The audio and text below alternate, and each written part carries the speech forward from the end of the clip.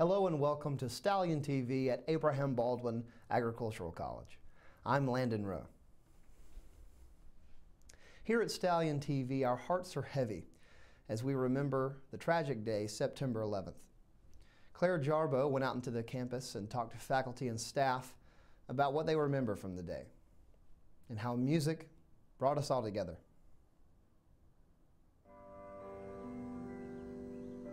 This year, ABAC had a small commemoration for the millions of lives touched and the thousands lost, the chiming of church bells. This is the exact time on that fateful day when the first plane hit the South Tower, only 17 years ago on Tuesday morning, 9/11. On the 11th of September 2001, I was teaching at Murray State University in Western Kentucky. It was actually, just a typical day. One of the freshmen turned to another one and said, "We got to get out of here." And then there was just like mass panic. I don't know why this happened. I'm sure people are asking all over the world why, and why these people, and why these places, and why these planes. Yes, this is a day I'll never forget.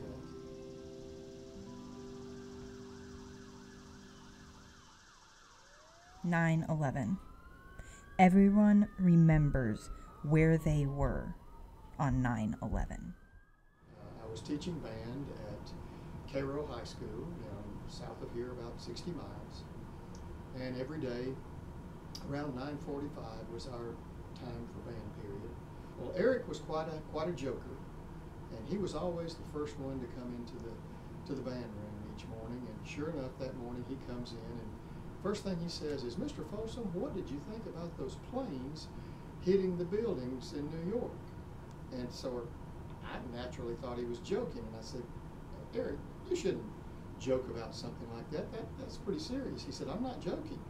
So I was running late that morning, and I heard on the radio when I was getting ready that the first plane had crashed, and I didn't think anything about it because I had lived in Valdosta when somebody had crashed his plane into the TV station there, and I thought it was something along those lines. So when I got to school, I'm still running late to get to my class, find a parking space, and then I heard the second plane hit, and I knew that there was something going on, but I didn't have time to figure it out right then.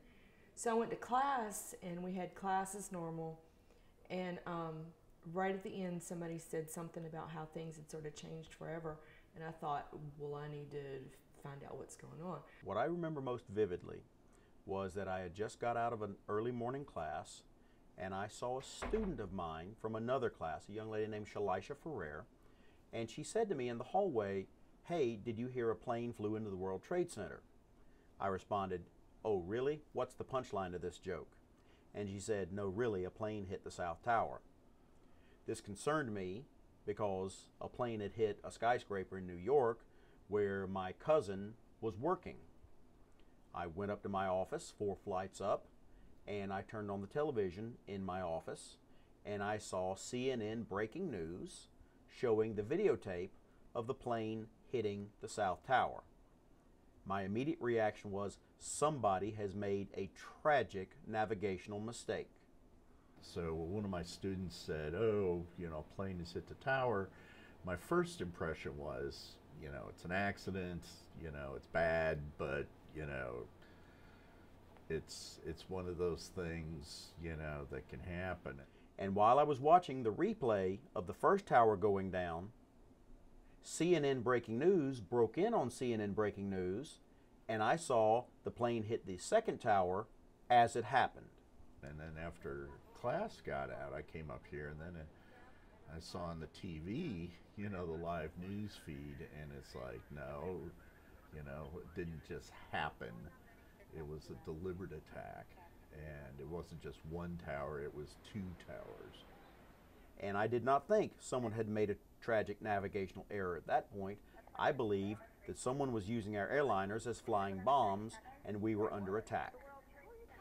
And then in between classes, I remember standing up here in a hallway, in a doorway to the other professor's office watching it on TV, and I watched the towers fall.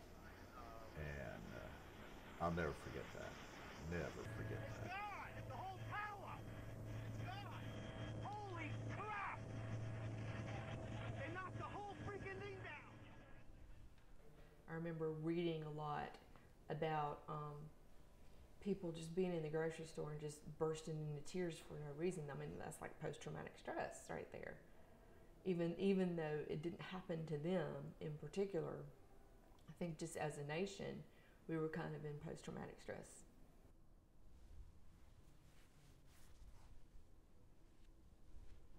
That year, I had chosen a particular piece of music to put in our band show near the end, God Bless the USA, an arrangement by Robert W. Smith.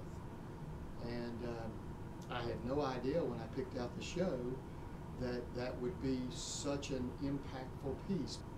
So that Thursday we were gathered, and once again I said, you know, I'm going to make one more change in the show. Before we start the battle hymn, which is what we ended the show with, the battle hymn of the Republic, I'm going to ask one of my trumpet players to stand out and play taps. And so we went through our show, and sure enough, when we got to the point after we'd played God Bless the USA, and it got silent for taps, you could hear sniffling and sobbing in the stands. There were probably 1,500 to 2,000 people in the stands that night, and you could hear the emotion that happened.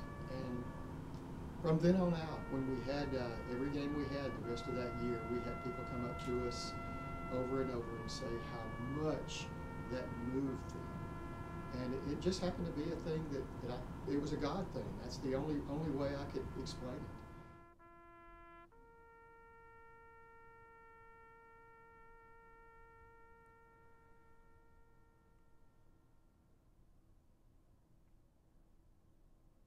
Thank you for joining us today at Stallion TV. We hope you'll join us again at 5:15 over on our Facebook page for more news and stories. I'm Landon Rowe, and have a great day.